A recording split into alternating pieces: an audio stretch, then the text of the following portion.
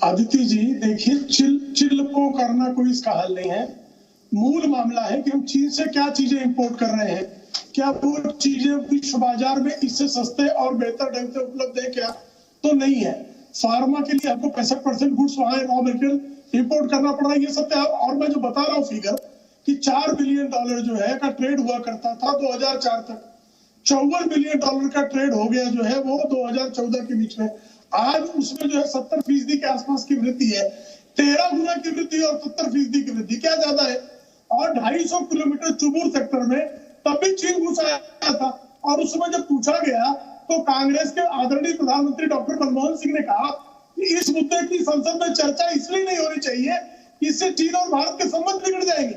हम चीन और भारत के संबंधों का हवाला नहीं दे रहे, हम कह रहे हैं कि हम 1 इंच भूमि भी चीन हमारा कब्जा नहीं कर सकता और बड़ा नहीं है।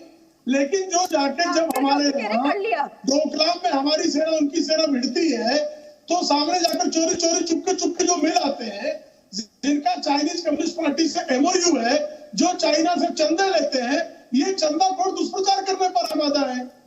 तो दुष्प्रचार का क्या उत्तर हो सकता है?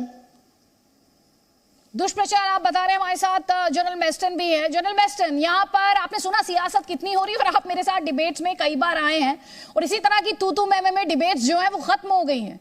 यहाँ पर अभी आपने सुना आम आदमी पार्टी और कांग्रेस, अतुल जी खुलकर नहीं कह रहे हैं, लेकिन प्रियंका जी कह रही हैं आम आदमी पार्टी से कि व्यापार तो बंद होना चाहिए, इंपोर्ट कैसे बढ़ गया। यहाँ पर जब इस तरह के हालात होते हैं और यहाँ पर हमारे नेताओं को शायद ये भी समझने की जरूरत है कि इंडिया कोई आइसोलेशन में नहीं रहता। इंडिया एक इस दुनिया में का एक हिस्सा है और ये एक चेन के माध्यम से पूरी दुनिया कनेक्टेड है। ऐसा नहीं कोई भी देश आइसोलेशन में रहता है। तो उस लिहाज से ये जो व्यापार को लेकर सवाल है और लोग बार बार ये उठा रहे हैं कि आप व्यापार क्यों करते हैं चाइना के साथ, वो हमारे सोल्जर्स पर आकर अटैक करता है, हमारे सैनिकों पर हमला करता है और हम उनके साथ व्यापार क्यों करते हैं? अदिति, इस पे मेरा बोलना यह है, पहली बात, आज हिंदुस्तान चाहता क्या है? हिंदुस्तान के लोग एक ही चीज चाहते हैं कि हमारी स्ट्रेटेजी चीन के साथ क्या है आज से। दूसरा, हमको पुरानी बातें पे डिस्कस करने से कोई फायदा नहीं है। पुरानी बातों से सिर्फ सबक लेके और अब आज से आगे को देखना है कि हमारी रणनीति क्या होनी चाहिए। तो एक स्ट्रेटेजी इन्वॉल्व करनी चाहिए जिसमें पॉलिटिकल, डिप्लोमेटिक, इकोनॉमिक और मिलिट्री पहलू हैं। ये सारे इंटर रिलेटेड हैं। अब हमारों को फैसला करना है कि स्ट्रेटेजी कैसे बनाए। सबसे पहले है कि फौज क्या कर रही है। फौज का काम बहुत क्लियर है, चाहे कोई भी सरकार हो, फौज बॉर्डर पे डिप्लॉयड है, वो अपना काम करना जानती है और अपना काम बेखूबी बहुत अच्छा कर रही है। लेकिन हमारी स्ट्रेटेजी क्या है? लाइन ऑफ एक्चुअल कंट्रोल में अभी भी कंफ्यूजन है। कंफ्यूजन क्या है कि हमारा बॉर्डर इश्यू रिजॉल्व नहीं हुआ है। चाइना का हर देश से बॉर्डर तकरीबन रिजॉल्व हो गया है, सिर्फ हिंदुस्तान और भूटान से। तो पॉलिटिकल रिजॉल्व, पॉलिटिकल विल होना चाहिए, उस पे डिस्कशन होना चाहिए। पार्लियामेंट में तो नहीं, मेरे ख्याल एक जॉइंट पार्लियामेंट कमेटी बने, क्योंकि स्ट्रेटेजी क्या होनी चाहिए लाइन ऑफ एक्चुअल कंट्रोल में। क्योंकि ये जो एरियाज ऑफ डिस्प्यूट जो म्यूचुअली आइडेंटिफाइड है, एक्सेप्टेबल है चीन को और भारत को, सारा प्रॉब्लम उन्हीं की वजह से हो रहा है। वो हमारे इलाके में घुसते हैं, हम उनके इलाके में जाते हैं और ये फेस ऑफ होते हैं। इसको क्या बंद करना है? अगर बंद करना है तो सवाल उठता है ये एरियाज ऑफ डिस्प्यूट और डिफरेंसेस को कैसे रिजॉल्व किया जाए। इसके लिए भारत सरकार की एक स्ट्रेटेजी बननी चाहिए और पक्ष वो पेश करना चाहिए चीन को। दूसरा, हमारे जितने भी प्रोटोकॉल्स हुए 1988 से लेके 2014 तक, 93, 96, 2005, 2012, 2014 जितने प्रोटोकॉल्स हैं वो पुराने हो चुके हैं, उनको फ्रेश लुक देना चाहिए। इसमें भारतीय सेना और पॉलिटिकल पार्टीज, डिप्लोमेसी और अपोजिशन को साथ लेके चलना चाहिए कि हमारे को करना क्या है। ये जितने भी, क्योंकि ये आमूमन तौर पे जितने हुए थे ये कांग्रेस सरकार के टाइम पे हुए थे, तो उसको हमको एक फ्रेश लुक देना चाहिए।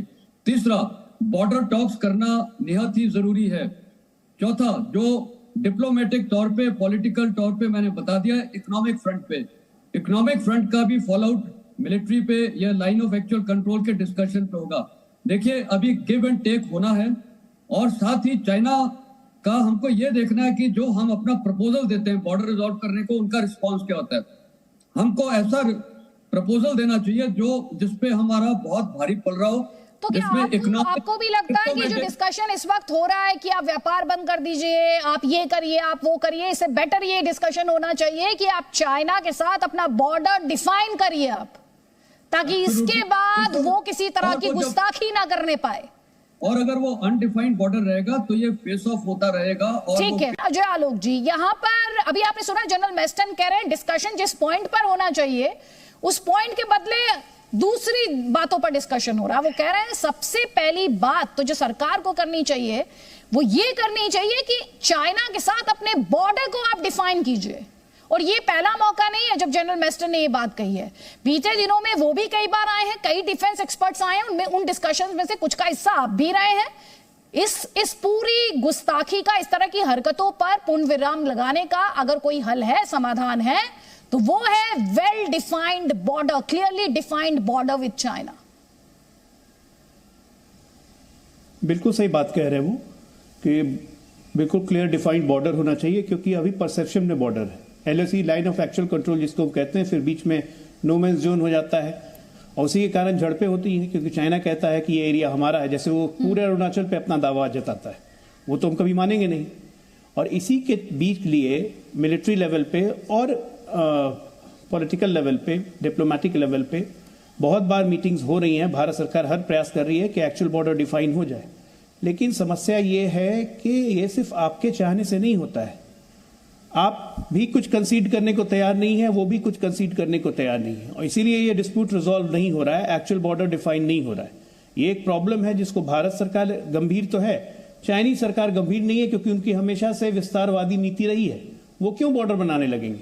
हमें उस विस्तारवादी मानसिकता का विरोध करना है जो प्रधानमंत्री एक बार नहीं 4 बार बोल चुके हैं कि विस्तारवादी शक्तियों का मुकाबला करना है। अब मत भूलिए, चाइना का डिस्प्यूट बॉर्डर्स को लेकर सिर्फ हमारे साथ नहीं है, अपने अगल बगल के 9 देशों के साथ उसका बॉर्डर डिस्प्यूट चल रहा है, चाहे वो मलेशिया हो, चाहे ताइवान हो, वो हर एक को आंख तोड़ रहता है कि ये जमीन मेरी है। इसमें मैं वापस जवाब लूंगी जनरल मेस्टन। यहाँ पे अभी आपने अजय आलोक जी को सुना, प्रेम शुक्ला जी से भी एक जवाब ले लेती हूँ। प्रेम शुक्ला जी, आप अगर सुन पाए हो, अभी थोड़ी देर पहले जनरल मेस्टन ने ये कहा कि चाइना को लेकर जो इस वक्त चर्चा हो रही है, दरअसल वो चर्चा और मुद्दों की बजाय इस बात पर होनी चाहिए कि चाइना के साथ आप अपने बॉर्डर को किस तरह से क्लियरली डिफाइन करते हैं। और अब वो वक्त आ गया है जब इंडिया इस बात को लेकर एकदम अपने रुख पर कायम हो, डटा रहे और ये इंश्योर करे कि बाउंड्री डिफाइन की जाए। बहुत अच्छा उनका सुझाव है, और 94 से लगातार भारत सरकार और चीन के बीच में इस संदर्भ में द्विपक्षीय वार्ता चल रही है। उस बीच में चीन लगातार जो है वो हमेशा सलामी स्लाइसिंग करता रहा है। जैसे वो जो है 2008 में चुमूर सेक्टर में घुसा है, 250 किलोमीटर सलामी स्लाइसिंग कर ली उसने, और बिल्कुल कांग्रेस चुप रही। और हु जिनताओ जब तत्कालीन राष्ट्रपति भारत के दौरे पर आए थे डॉक्टर मनमोहन, और बिल्कुल कांग्रेस चुप रही। और हु जिनताओ जब तत्कालीन राष्ट्रपति भारत के दौरे पर आए थे डॉक्टर मनमोहन सिंह, लाल गलीचा लेकर दौड़े कि आप आइए। चलिए, आपने 2008 की में जो PLA द्वारा इनकर्जन की बात कही है उस पर जवाब लेंगे। अतुल जी, आपका जवाब। देखिए, ये झूठों के टोली जो है उसके सारे के सारे सरदार है। ये जो बात कर रहे थे मैंने अभी निकाला है, जो चाइना से एक्सपोर्ट है उसमें सबसे नंबर 1 पे मशीनरी है, नंबर 2 पे ऑर्गेनिक केमिकल्स, नंबर 3 पे प्लास्टिक एंड टॉयज, नंबर 4 पे ऑप्टिकल। सवाल का जवाब दे दीजिए। वो कह रहे हैं कि 2008 में चूमर में घुसपैठ की बात उन्होंने कही, उन्होंने सवाल उठाया, उस पर जवाब दीजिए। वो आलोक जी है ना, उन्होंने भी सवाल उठाए थे, प्रशंसक प्रवक्ता, तो उनका भी मैं जवाब दे दूं। जून के 2003 में अटल बिहारी वाजपेयी जी ने तिब्बत को चाइना का पार्ट मान लिया था, तो ये अपनी इंफॉर्मेशन करेक्ट करे और इतिहास बराबर पढ़कर आए। अभी उन्होंने चुमूर का बोला था, चुमूर में नहीं, कहीं पर भी उनको मौका नहीं मिला, चुम्बी वैली में भी नहीं मिला। नथुला में 1967 में खदड़ लगाया था, 400 चीनी सैनिक मारे गए थे। समदूर चांग में 1986 में वहां से उनको भगाया गया था, जहां अभी आए थे एंगल से सर्किट में। उसके बाद अरुणाचल को पूर्ण राज्य का पूर्ण